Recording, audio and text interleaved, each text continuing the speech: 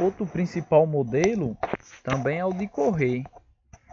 Todos os modelos que eu vou citar aqui são idênticos aos de madeira, só que eles têm alguns quesitos diferenciais aos de madeira, certo? No caso aqui dos de correr, a questão do trilho, ele depende do seu tipo de material. Como a gente viu, a madeira, na questão de correr, tem a problemática de absorção de água e acabar inchando e proporcionando ali um atrito a mais na hora de fechar. A gente já vê que o alumínio já não tem esse problema. Ele é um material que não absorve água, logo ele não vai ter esse problema. Então ele é um material que a problemática dele ali vai ser apenas limpeza. Caso tenha algum material como uma folha, como poeira, sujeira, vai gerar um atrito. Mas a questão de água ali não vai gerar nenhum atrito com ele, certo?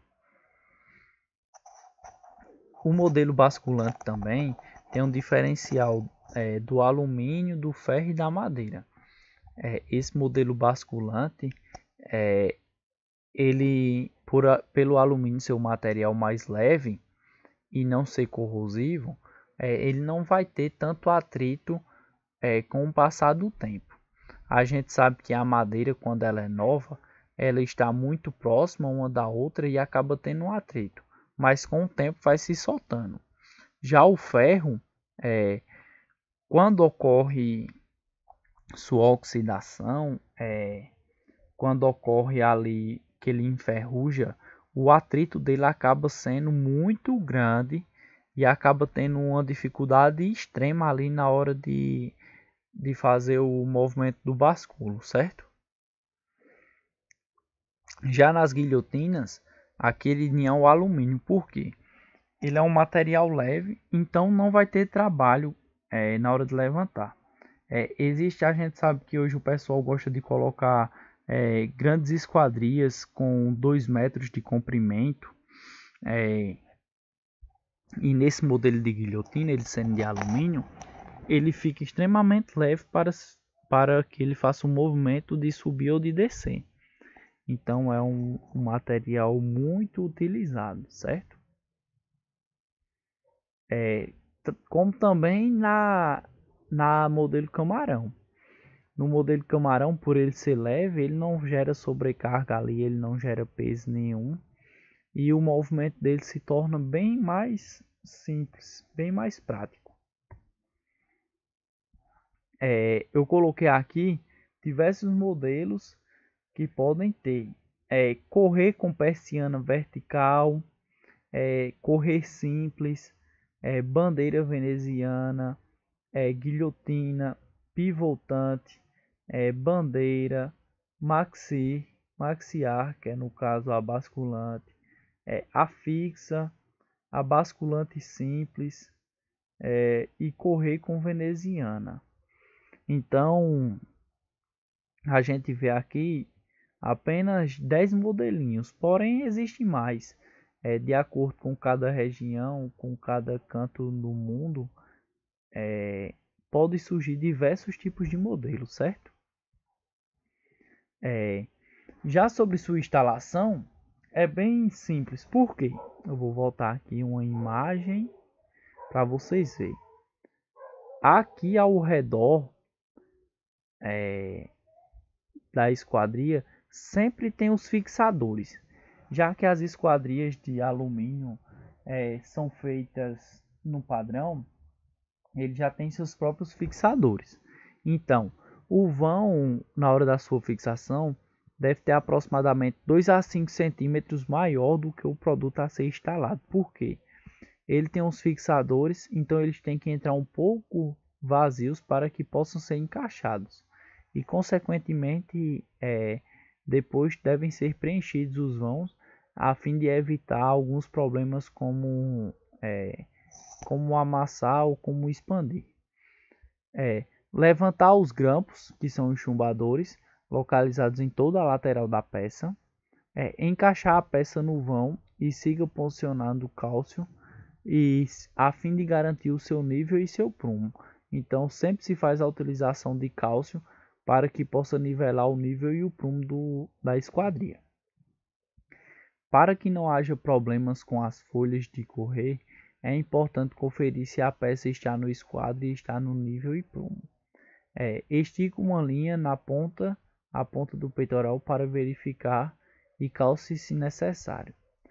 Inicie o chubamento dos grampos com as argamassas.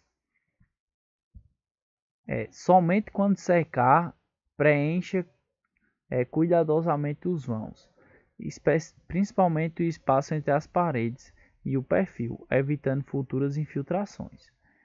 Tenha muito cuidado, pois o cimento em contato com o alumínio provoca manchas irreversíveis à peça. A embalagem só pode ser retirada após a pintura da parede e a limpeza deverá ser feita utilizando apenas sabão neutro e água. Então aqui eu coloquei um desenho indicando como é feito a fixação da esquadria. Aqui a gente vê que são diversos fixadores e chumbadores que são distribuídos por toda a peça. Então é uma coisa bem simples. Esse material de alumínio ou de ferro já vem assim, todo prontinho. Tem uma simples manutenção, uma simples instalação, o que proporciona que o pessoal gosta muito, né? Por ele ser um material leve, qualquer pessoa consegue instalar, certo? Então a gente vai finalizar essa parte de esquadrias e vamos entrar já na questão dos vidros. Vamos dar uma relembrada o que é o conceito do vidro. Ele é um produto fisicamente homogêneo, obtido pelo resfriamento de uma massa inorgânica em fusão, que enrijece através do resfriamento contínuo de viscosidade. Então é um material que ele aquece e depois esfria para se tornar um vidro, certo, pessoal? O principal componente do vidro é a sílica. Ele é um material vitrificante, principalmente apresenta-se em porcentagem de 70 a 72% introduzidos em forma da areia. Então, o principal material constituinte de um vidro é uma areia. As matérias-primas que compõem o vidro são divididas em vitrificantes, são usados para dar maior característica à massa vidrosa. Fundentes, possuem a finalidade de facilitar a fusão da massa sílica. E estabilizantes, tem a função de impedir que o vidro composto de sílico e alcalino seja solúvel. Então, não é simplesmente colocar areia no forno e fazer o vidro. Existe todo um processo, existe toda uma combinação de materiais a fim de facilitar e de melhorar características que o outro material não tem, certo? Aqui eu coloquei a composição real. A gente vê que sim, a maior quantidade de material é a sílica proporcionada pela areia, mas também vemos que existem outros materiais fundamentais para que o vidro tome forma e tome jeito ali realmente do modelo que ele é, certo? Desculpa aí pela essa troca de tela, pessoal, aqui foi sem querer. A composição. 72% da matéria-prima básica vem da areia com função vitrificante. 0,7% de alumínio é para aumentar a resistência mecânica. 14% de sódio para aumentar a resistência também mecânica. 9% de cálcio proporciona estabilidade ao vidro contra ataques de agentes atmosféricos. 4% de magnésio. Garante resistência ao vidro para suportar mudanças bruscas de temperatura e aumentam a resistência mecânica. Então a gente vê que são adicionados certos materiais à silica para que possa completar de certa forma algumas qualidades que ela não tem. Como é o processo de obtenção do vidro? É feita a fusão, que no caso é aquecer todos essas matérias-primas em um forno. Logo em seguida é feita a modelagem do jeito que a gente vai querer que o material fique. E em seguida é feito o resfriamento, certo? A fusão consiste em aquecer os constituintes a uma temperatura de 1600 graus a 1800 graus, na qual eles se tornam fluidos e podem ser moldados. Então, a areia e os outros materiais, eles são aquecidos até 1800 graus, que é quando eles vão estar na sua forma líquida, certo, pessoal? Modelagem é um processo durante o qual o vidro gradualmente esfria e endurece, beneficiando-se de características de um material para endurecer, indo do estado líquido a uma consistência semelhante ao do melado, enquanto sua temperatura cai de 1600 para 800 graus. Então, na hora de modelar, ele está bastante quente, ele está numa temperatura bastante alta, 800 graus Celsius. Porém, ele já perdeu toda a sua liquidez ali. Ele está consistente, ele está como um melado, como um doce, certo? E logo em seguida o resfriamento. É o crítico terceiro processo. Resfria-se por igual o vidro sob condições muito controladas, de 600 a 100 graus. Então, o resfriamento não é feito de uma hora para outra, não. O resfriamento tem todo um processo para que ele possa chegar a seu ponto ali em uma exatidão, certo?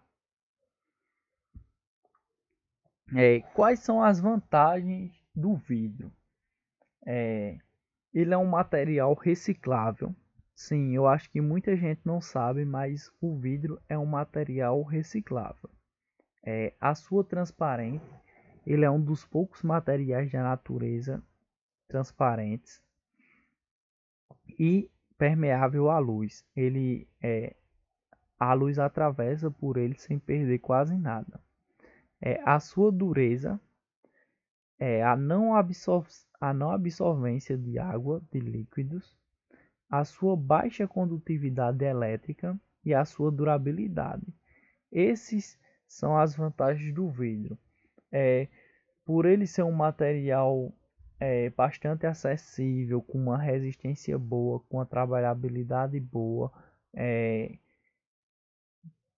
por ele ser um material que é impermeável, ele é muito utilizado nas obras, tanto em esquadrias como em iluminações.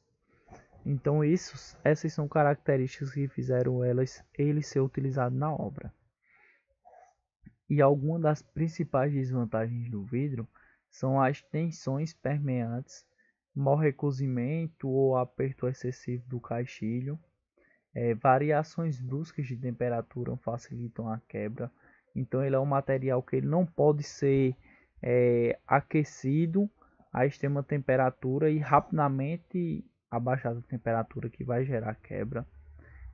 Pode ocorrer bolhas e pedras no material também na hora da sua fabricação. E a sua superfície pode apresentar riscos ou fissuras. Então, não é obrigado o vidro trincar ou fissurar e logo quebrar. Ele pode ficar fissurado ali, certo? Aqui eu vou começar a dizer alguns tipos de vidros e suas aplicações para vocês verem as suas modelagens. Um dos principais utilizados na construção civil é o vidro temperado. Ele é um material muito utilizado por sua segurança. É obtido por meio de aquecimento gradativo e resfriamento abrupto num forno de tempera. Em caso de quebra, fragmenta-se em pedaços pouco cortantes e bem pequenos. Ele é resistente à quebra 5 vezes. A sua resistência à quebra é 5 vezes maior do que a do vidro comum. Então, por ele ser um material que quando quebra, se, se, se fragmenta em pequenos pedaços, e esses pedaços são mais arredondados, diferente do vidro comum, que quando quebra ficam pontiagudos. Se faz muita utilização na construção civil por isso. Ele gera uma segurança a mais para, para quem está utilizando, porque se ele quebrar ali, ele vai ter menos, como é que eu posso explicar? Vai ter menos problemas ali quando quebrar do que o vidro normal, vai ter menos acidentes. E também a sua resistência é 5 vezes maior do que a do vidro comum. Então esses são características. Ele é muito utilizado em escada, em portas, em parapeitos, em diversas utilizações nesse quesito quando a pessoa preza pela segurança, certo? É, Também o vidro laminado. O vidro de segurança laminado consiste em duas ou mais lâminas de vidro fortemente interligadas sob o calor e pressão por uma ou mais camadas de polivinilo purante, que é o PVB, resina muito resistente e flexível. O vidro laminado também é utilizado como vidro blindado, aí ele é substituído do PVP pela a blindagem. É um vidro muito utilizado porque quando ele quebra, os fragmentos de vidro ficam fixados a essa película, a essa lâmina que está entre eles. Então, ele não desfragmenta. O vidro laminado, ele é muito utilizado em fachadas, em sacadas de grandes prédios por conta disso. Porque se caso ele quebre, ele não vai se desprender, certo? Existe também o vidro armado. É um vidro translúcido incolor, nele é incorporado uma rede metálica de malha. Então, essa rede metálica que é incorporada ao vidro dá um aumento de sua resistência e durabilidade. Esse vidro é muito utilizado em alguns telhados que podem ocorrer sobrepeso sobre eles. E existe também o vidro duplo com cristal líquido. Ele é um vidro laminado que possui dentro das duas películas de vidro um cristal líquido composto por um campo elétrico. Quando gera uma corrente elétrica, ele fica transparente. Quando essa corrente elétrica é desligada, ele fica opaco. Então, ele é utilizado muito nesses escritórios quando se faz a necessidade de se ver o outro lado e em casos de necessidade se desliga para que ele fique novamente opaco, para que o pessoal não veja o que está ocorrendo do outro lado, certo? Muitas das vezes esses tipos de vidros são utilizados também em restaurantes, certo? Aqui eu coloquei a diferença na hora da fratura. A fratura é quando ocorre a quebra. A gente sabe que o vidro temperado é 5 vezes mais resistente do que o comum. Porém, ele também pode se quebrar, certo? O vidro, por ele ser um material utilizado em fachadas em portas, é sempre preocupante como ele vai ser utilizado e quais os problemas que ele pode ocorrer. Então a gente tem que pensar quando for dizer, eu vou colocar uma porta de vidro, vou colocar uma fachada de vidro, a gente tem que sempre pensar no lado ruim, como ele pode ocasionar. A gente vê que o vidro comum, quando ele é fraturado, ele vira pedaços grandes e pontiagudos. Já o vidro laminado, ele segura através das lâminas as fraturas ali quebradas. E o vidro temperado, a gente vê que ele se despedaça, porém ele se despedaça em fragmentos mais arredondados, que tem uma segurança maior do que o vidro comum, certo?